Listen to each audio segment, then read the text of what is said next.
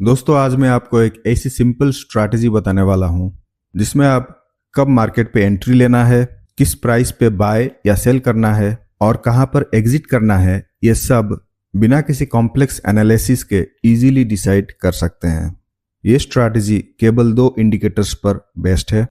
पहला इंडिकेटर से exponential moving average और दूसरा इंडिकेटर हमने बॉलिंजर बैंड्स को लिया है। जैसा कि आप जानते हैं कि मूविंग एवरेजेस का यूज करके मार्केट के डायरेक्शन या ट्रेंड को इजीली प्रेडिक्ट किया जा सकता है। अगर इसको और सिंपल वे में समझें तो जब प्राइस मूविंग एवरेज को क्रॉस करके इसके ऊपर ट्रेंड करे तो ये अप ट्रेंड इंडिकेट करता है, और अगर इसके नीचे ट्रेंड करे तो ये डाउन ट्रेंड को दिखाता है। यहाँ हमने 100 एक्सपोनेंशियल मूविंग एवरेज को लिया है ताकि मार्केट के बिगर ट्रेंड को पकड़ा जा सके। बॉलिंजर बैंड्स बेसिकली मार्केट के वोलेटिलिटी को समझने के लिए यूज किया जाता है। इसके साथ ही ये मार्केट में ब्रेकआउट्स, डब्ल्यू बॉटम्स और एम टॉप्स जैसी चार्ट पैटर्न्स को प्रेडिक्ट करने में भी मदद करता है, जिसको हमने एक और वीडियो में डिटेल्स में कवर किया है। इसका लिंक आपको पिन कमेंट में मिल जाएगा। अब चलिए इंडिकेटर्स को कैसे लगाना है और उनके सेटिंग्स के बारे में जान लेते हैं। जैसा कि आप देख सकते हैं कि हमने यहाँ पर एक चार्ट को ओपन कर लिया है। इसका टाइम फ्रेम है 1 डे। यहाँ पर हमने निफ्टी 50 के चार्ट को ओपन किया हुआ है। यहाँ पर हम सबसे पहले एक्सपोनेंशियल मूविंग एवरेज को लगा लेते हैं। इसके लिए हम जाएंगे इंडिकेटर्स टैब पर। यहाँ सर्च बार में ई टाइप करते ही हमें बहुत सारे ऑप्शंस दिख जाएंगे, जिसमें से हमें मूविंग एवरेज एक्सपोनेंशियल को सिलेक्ट कर लेना है। अब देखिए चार्ट पर हमारा एक्सपोनेंशियल मूविंग एवरेज आ गया है। अगर हम इसके कलर को चेंज करना चाहें तो इसके सेटिंग्स में जाकर स्टाइल टैब पे क्लिक करेंगे और यहाँ से हम प्लॉट कलर और थिकनेस को भी चेंज कर सकते हैं।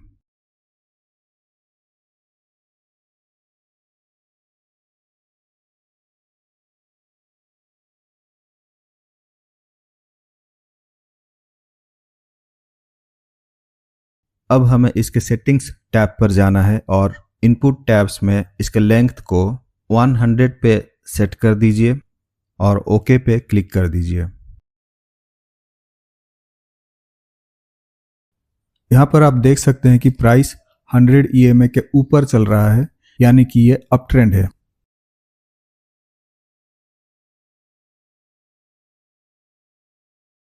अब चार्ट के ऊपर बॉलिंजर बैंड लगाने के लिए हम फिर से इंडिकेटर्स टैब पर जाएंगे और सर्च बार पे बी टाइप करते ही नीचे हमें बॉलिंजर बैंड्स का ऑप्शन दिख जाएगा। हमें यहाँ पर 2 बॉलिंजर बैंड्स लगा देना है।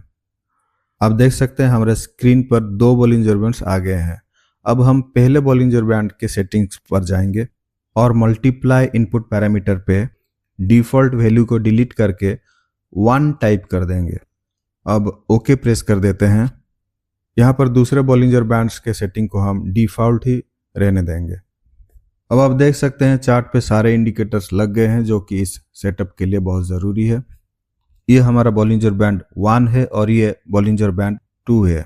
ये दोनों मिलकर 4 प्राइस चैनल बना रहे हैं, जिनको हम channel A, channel B, channel C और चैनल डी नाम दे लेते हैं। ये हमारा इंडिकेटर सेटअप पूरा हो गया है।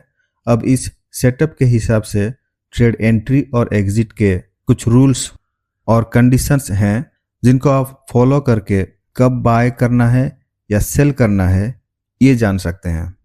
तो चलिए देखते हैं बाय करने के लिए हम कौन कौन से कंडीशंस फॉलो करेंगे। बाय करने के लिए हमारा सबसे पहला कंडीशंस तो यही है कि बॉलिंजर बैंड 100 EMA के ऊपर ट्रेंड करना चाहिए। यहाँ पर दूसरा कंडीशन ये है कि जो प्रीवियस डे क्लोजिंग प्राइस है वो चैनल ए के अंदर होना चाहिए। यहाँ पर आप देख सकते हैं कि जो प्रीवियस डे का क्लोजिंग प्राइस है वो चैनल ए के अंदर हुआ है, तो यहाँ पर हम बाय के लिए एंट्री कर सकते हैं। तो चलिए हमने यहाँ पर बाय कर लिया है। अब आगे देखते हैं। प्राइस धीरे धीरे ऊपर जा रहा है और एक अप ट्रेंड बना रहा है। जब तक प्राइस अप ट्रेंड में रहेगा, यानी प्राइस जो है चैनल ए के अंदर ट्रेंड करता रहेगा, तब तक हम इस ट्रेड पे बने रहेंगे।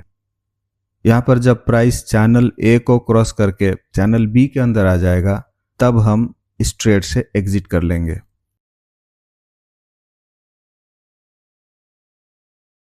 अगर मार्केट साइडवेज चल रहा है, यानी कि प्राइस बॉलिंजर बैंड के टॉप और बॉटम लाइंस को फ्रीक्वेंटली टच करके जा रहा है, तो आप इसके ब्रेकआउट होने का वेट कर सकते हैं। जैसे ही प्राइस ब्रेकआउट करके बॉलिंजर बैंड के टॉप लाइन के ऊपर क्लोजिंग दे देगा, तो यहाँ पर बाय एंट्री किया जा सकता है और प्राइस चैनल बी के नीचे आते ही आप ट्रेड से एग्जिट करके प्रॉफिट बुक कर सकते हैं। दोस्तों, इस सेटअप पे मैंने एक और पैटर्न को ऑब्जर्व किया है। प्राइस जब भी 100 EMA को छूकर या इसके थोड़ा सा नीचे जाकर दोबारा बाउंस बैक करता है, तब हमें सबसे क्लियर ट्रेड एंट्री मिलता है और प्रॉफिट भी सबसे ज़्यादा होता है। जैसे कि आप यहाँ पर देख सकते हैं, हमने हाल यानी हिंदुस्तान एरोनॉटिक्स लिमिटेड का चार्ट ओपन किया है। यहाँ प्राइस जब 100 EMA को टच करके वापस बाउंस बैक कर रहा है, तो हम यहाँ पर एंट्री ले सकते हैं। स्टॉप लॉस आप इसके लो पे रख सकते हैं। आप देख सकते हैं यहाँ से यहाँ एग्जिट पॉइंट तक हमें लगभग 1:4 का रिस्क रिवॉर्ड रेशियो मिल रहा है। सेम पैटर्न हम यहाँ निफ्टी के चार्ट पर भी देख सकते हैं। निफ्टी का प्राइस यहाँ पर 100 मूविंग एवरेज को क्रॉस करके नीचे आया है और यहाँ से बाउंस बैक करके बॉलिंजर बैंड के चैनल ए पर क्लोजिंग दिया है। हम यहाँ से बाय एंट्री कर सकते हैं और देखिए हमें यहाँ से कितना बड़ा प्रॉफिट मिल रहा है। यहाँ पर भी हमें लगभग 1:3 का रिस्क रिवॉर्ड रेशियो मिल रहा है। अगर आप शॉर्ट सेलिंग करके पैसा कमाना चाहते हैं, तब भी ये सेटअप उसी तरह से काम करता है। शॉर्ट सेलिंग के लिए सबसे पहला कंडीशन तो यही है कि बॉलिंजर बैंड 100 EMA के नीचे होना चाहिए। जैसे कि यहाँ आप देख सकते हैं, Bollinger band 100 exponential moving average के नीचे ट्रेंड कर रहा है। और हमारा दूसरा कंडीशन ये है कि डे क्लोजिंग प्राइस या previous day closing price channel D के अंदर होना चाहिए। जैसा कि यहाँ आप देख सकते हैं कि previous day closing price channel D के अंदर हुआ है, तो यहाँ पर हम सेल एंट्री ले सकते हैं या शॉर्ट सेल कर सकते हैं।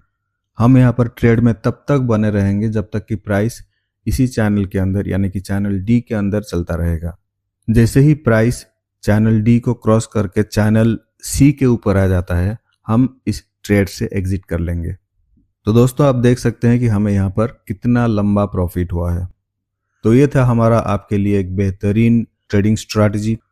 आप सबसे निवेदन है कि इस स्ट्रैटेजी को और ज़्यादा बैक टेस्ट करिए और हो सके तो इसमें वॉल्यूम और RSI जैसे इंडिकेटर्स को ऐड करके इसको अपने हिसाब से और ज़्यादा इम्प्रोवाइज भी कर सकते हैं। दोस्तों, रिसर्च और एनालिसिस कभी बंद नहीं होनी चाहिए। लगे रहिए और आगे बढ़ते रहिए। अगर आपको हमारा ये वीडियो अच्छा लगा तो लाइक, शेयर और सब्सक्राइब करना बिल्कुल भी ना भूलिए। हम आपसे दोबारा मिलेंगे एक और नए वीडियो में। तब तक के लिए थैंक्स फॉर वॉचिंग।